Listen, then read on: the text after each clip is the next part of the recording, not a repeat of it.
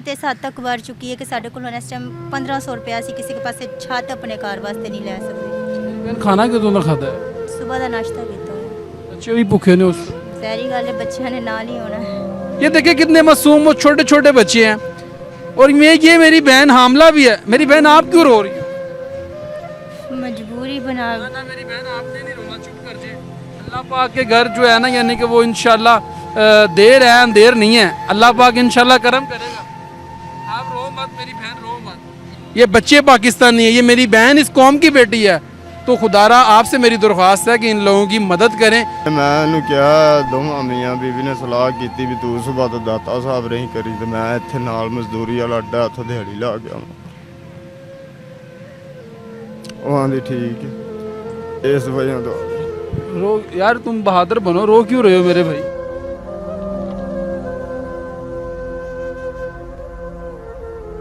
देख खून चिट्टे हो गए।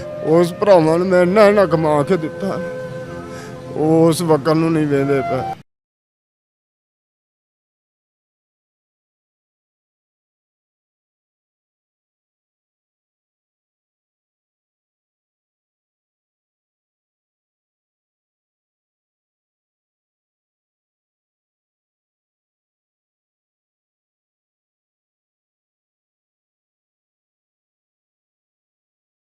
अस्सलाम वालेकुम नाज़रीन, मैं हूं आपके साथ आपका मेज़बान नईम भट्टी और आप देख रहे हैं लाहौर 42।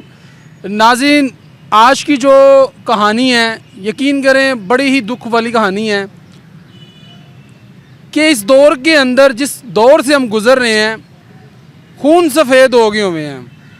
यकीन करें इस वक्त जो फैमिली आपको मेरे साथ नज़र आ रही है, ये ज़मीन पे बैठी हुई है और गर्मी के इस मौसम के अंदर जहाँ पर हम अपने बच्चों को एसी वाले कमरों में लेके बैठे होते हैं, वहीं उसी मौसम में, गर्मी के मौसम में, हब्स के मौसम में, ये फैमिली अपने 2 मासूम बच्चों के साथ आज फुटपाथों पर, ज़मीन पर बैठी हुई है। वजह क्या है कि सगे भाइयों ने घर से निकाल दिया इनको। अब कोई आसरा नहीं है अल्लाह के सिवा और ज़मीन पर बैठे हुए हैं और इसी आस पर हैं कि कोई अल्लाह का नेक बंदा आए और इनकी मदद करे।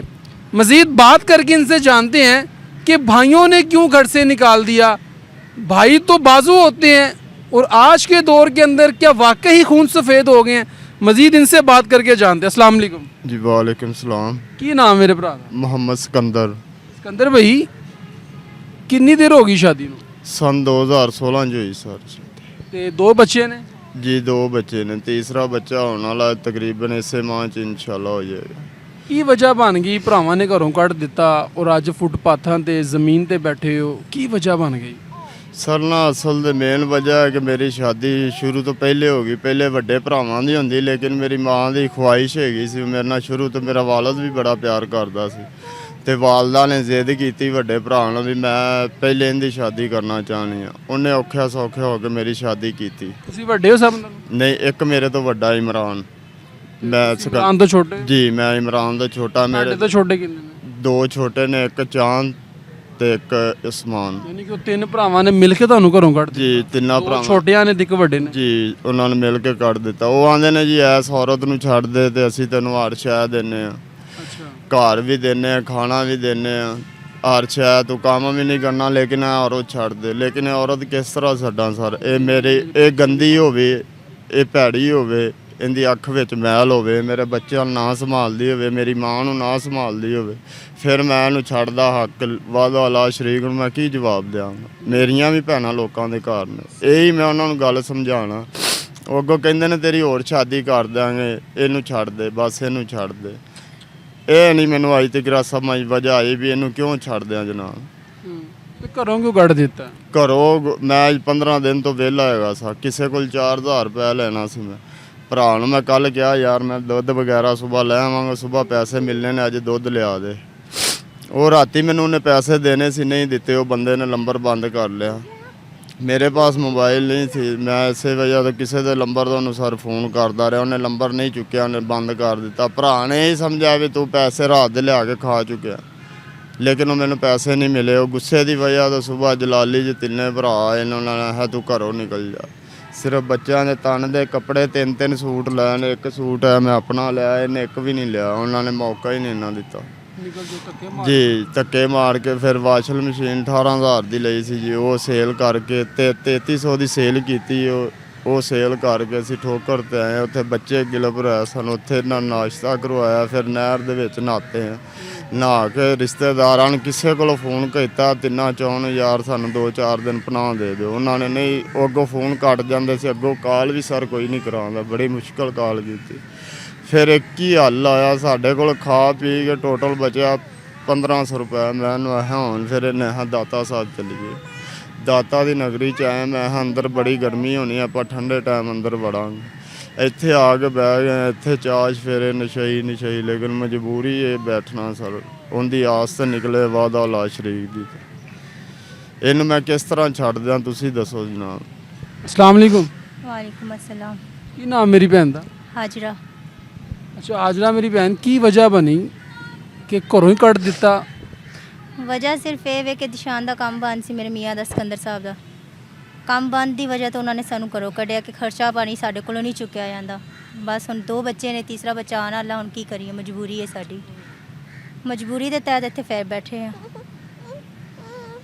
ਇੰਨਾ ਕੁਛ ਹੈਗਾ ਵੇ ਕਿ ਲੜਾਈ ਹੁੰਦੀ ਹੈ, ਹਰ ਘਰ 'ਚ ਹੁੰਦੀ ਹੈ, ਪਰ ਇਸ ਤਰ੍ਹਾਂ ਨਹੀਂ ਹੁੰਦੀ ਕਿ ਘਰੋਂ ਹੀ ਬੰਦਾ ਬਾਹਰ ਕੱਢ ਦੇਵੇ। ਇੰਨੀ ਮਿਹਨਤ ਨਾਲ ਇਹਨਾਂ ਨੇ ਮੇਰੀ ਸ਼ਾਦੀ ਕੀਤੀ ਸੀ, ਬੜੇ ਸ਼ੌਕ ਨਾਲ ਸ਼ਾਦੀ ਕਰਕੇ ਲਿਆਏ ਸੀ, ਪਰ ਸ਼ਾਦੀ ਤੋਂ ਬਾਅਦ ਇਸ ਤਰ੍ਹਾਂ ਦਾ ਸਿਸਟਮ ਹੋ ਗਿਆ। 1 ਸਾਲ ਤੱਕ ਮੇਰੇ ਮੀਆਂ ਬਿਮਾਰ ਰਹੇ ਨੇ, ਬਿਮਾਰੀ ਤੋਂ ਬਾਅਦ ਉੱਠੇ ਨੇ ਤੇ ਹੁਣ ਉਹਨਾਂ ਦਾ ਕੰਮ ਬੰਦ ਹੈ।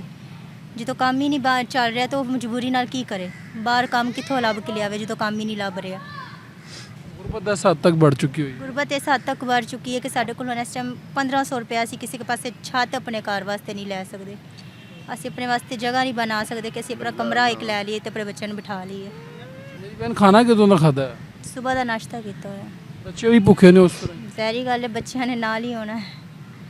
ਬੱਚਿਆਂ ਨੇ ਵੀ ਸਵੇਰ ਠੋਕਰ ਤੇ ਨਾਸ਼ਤਾ ਕੀਤਾ ਸੀ ਸਾਡੇ ਨਾਲ। ਤੁਸੀਂ ਉਹਨਾਂ ਨੂੰ ਕਿਹਾ ਨਹੀਂ ਹੈ ਕਿ ਮੈਂ ਤੁਹਾਡੀ ਇੱਜ਼ਤ ਹਾਂ, ਤੁਸੀਂ ਮੈਨੂੰ ਘਰੋਂ ਕੱਢ ਰਹੇ ਹੋ? ਸਮਝਦੇ ਹੋ, ਕਹਿੰਦੇ ਨੇ ਕਿ ਇਹਨੂੰ ਆਪਣੇ ਮਾਪਿਓ ਘਰ ਲੈ ਜਾ ਜਾਂ ਇਹਨੂੰ ਤਲਾਕ, ਇਹਦੇ ਕੋਲ ਤਲਾਕ ਲੈ ਕੇ ਤੇ ਆਪਣੇ ਪੇਕੇ ਚਲੀ ਜਾ। ਤੁਹਾਡੇ ਵਾਲਦੈਨ ਨਹੀਂ ਹੈ? ਮੇਰੇ ਵਾਲਦਾਨ ਹੈ ਨੇ, ਅਲਹਮਦੁਲਿਲਾ ਸਭ ਕੁਝ ਸੈਟ ਹੈ। ਉਹ ਕਹਿੰਦੇ ਨੇ ਇਹਨੂੰ ਛੱਡ ਦੇ, ਮੇਰੇ ਵਾਲਦਾਨ ਕਹਿੰਦੇ ਨੇ ਇਹਨੂੰ ਛੱਡ ਦੇ, ਉਹ ਕਹਿੰਦੇ ਨੇ ਇਹਨੂੰ ਛੱਡ ਦੇ।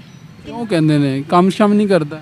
ਕੰਮ ਅਲਹਮਦੁਲਿਲਾ ਜਦੋਂ ਕੰਮ ਹੋਵੇ ਤੇ ਕੌਣ ਨਹੀਂ ਕਰਦਾ। ਬੱਚੇ ਛੋਟੇ ਛੋਟੇ ਨੇ, ਬੱਚਿਆਂ ਦੀ ਵਜ੍ਹਾ ਤੋਂ ਕੰਮ ਕਰਨਾ ਪੈਂਦਾ, ਪਰ ਮੇਰੇ ਮੀਆਂ ਦੀ ਵਜ੍ਹਾ ਤੋਂ, ਮੇਰੇ ਪਾਪਾ ਦੀ ਤੇ ਮੇਰੀ ਭਾਈਆਂ ਦੀ ਨਹੀਂ ਬਣਦੀ। ਉਹ ਆਖਦੇ ਨੇ ਕਿ ਇਹਨੂੰ ਛੱਡ ਦੇ, ਕਮਾਉਂਦਾ ਥੋੜਾ ਹੋਵੇ ਤੇ ਖਾਂਦਾ ਜ਼ਿਆਦਾ, ਤੁਸੀਂ ਫੈਮਿਲੀ ਹੈਗੇ ਜੇ, ਤੁਹਾਡਾ ਨਹੀਂ ਸਿਸਟਮ ਹੈਗਾ, ਤੇਰੇ ਸਹੁਰੇ ਤੈਨੂੰ ਨਹੀਂ ਰੱਖਦੇ ਤੇ ਤੂੰ ਕਿਉਂ ਨਹੀਂ ਇਹਨੂੰ ਰੱਖਦੀ, ਤੂੰ ਇਹਨੂੰ ਛੱਡ ਦੇ।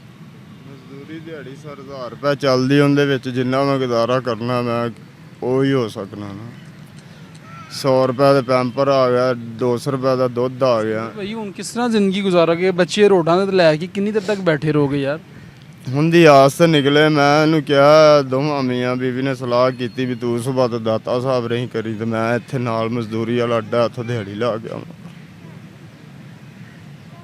ਉਹ ਆਂਦੀ ਠੀਕ ਹੈ, ਇਸ ਵਜ੍ਹਾ ਤੋਂ ਆ ਗਿਆ। रो यार, तुम बहादुर बनो, रो क्यों रहे हो मेरे भाई? ਦੇਖ ਖੂਨ ਚਿੱਟੇ ਹੋ ਗਏ ਨੇ। ਉਸ ਭਰਾਵਾਂ ਨੂੰ ਮੈਂ ਇੰਨਾ ਕਮਾ ਕੇ ਦਿੱਤਾ ਨਾ, ਉਸ ਵਕਤ ਨੂੰ ਨਹੀਂ ਵੇਂਦੇ ਪਿਆ। ਮੈਂ ਆਪਣੇ ਮਾਸ਼ਾਅੱਲਾ ਠੇਕੇ ਲੈਂਦਾ ਸਾਂ, ਲੱਖ ਰੁਪਏ, 8 ਲੱਖ ਦਾ ਠੇਕਾ ਲਿਆ। ਮੈਂ ਜਾ ਕੇ ਆਦੀ ਵਾਲਦਾ ਦੇ ਭਰਾਵਾਂ ਨੂੰ ਕਦੇ ਵੀ ਤੰਗੀ ਦੇ ਵਿੱਚ ਵੇਖਿਆ ਤੇ ਮੈਂ ਆਪਣਾ ਆਪ ਵੀ ਵੱਢ ਕੇ ਉਹਨਾਂ ਨੂੰ ਦਿੱਤਾ। ਲੇਕਿਨ ਅੱਜ ਮੈਂ ਉਹਨਾਂ ਦੇ ਵਿੱਚ ਵੜਿਆ ਸਾਂ ਕਿ ਯਾਰ ਮਿਲ ਕੇ ਰਹੀਏ, ਮੇਰੇ ਬੱਚਿਆਂ ਨੂੰ ਚਾਚਿਆਂ ਦਾ, ਦਾਦੀ ਦਾ ਪਿਆਰ ਮਿਲ ਸਕੇ। ਉਹ ਇਹਨਾਂ ਦੇ ਨਸੀਬ 'ਚ ਹੀ ना रो, जिसके साथ कोई नहीं होता मेरे भाई, अल्लाह उसके साथ होता है। बेशक उनकी आस से ही है, वादा ला शरीक दी आस। इंशाल्लाह अल्लाह पाक आपको घर भी देगा और आपको एक अच्छा रोज़गार भी देगा इंशाल्लाह। इंशाल्लाह जी, इंशाल्लाह बेशक वो अता करता है, ढेर देंदा लेकिन ज़रूर देंदा है।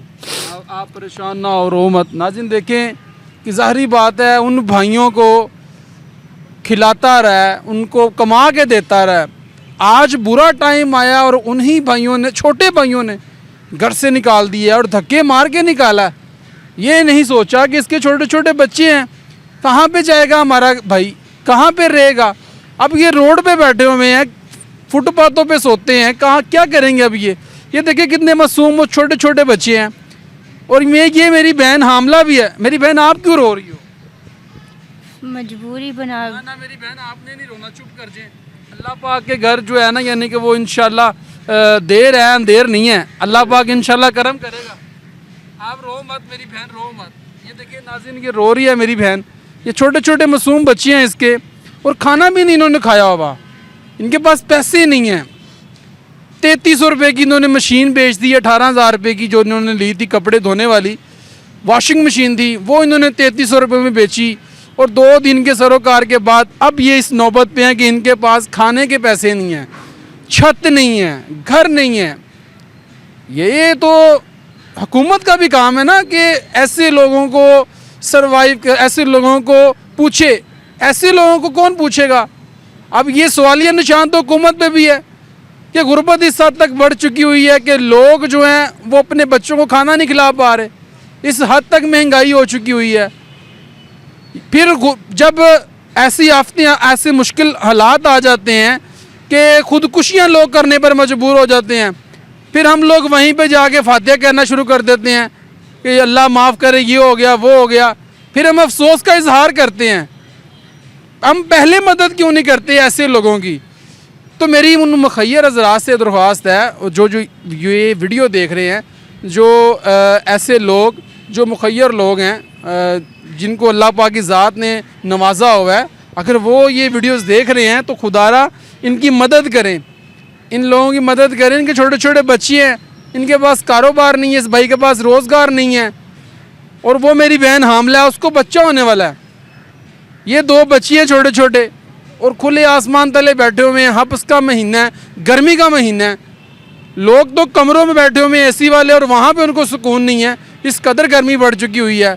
लेकिन ये भी पाकिस्तानी हैं, ये भी इस मुल्क के लोग हैं, ये बच्चे पाकिस्तानी हैं, ये मेरी बहन इस कौम की बेटी है। तो खुदारा आपसे मेरी दरख्वास्त है कि इन लोगों की मदद करें।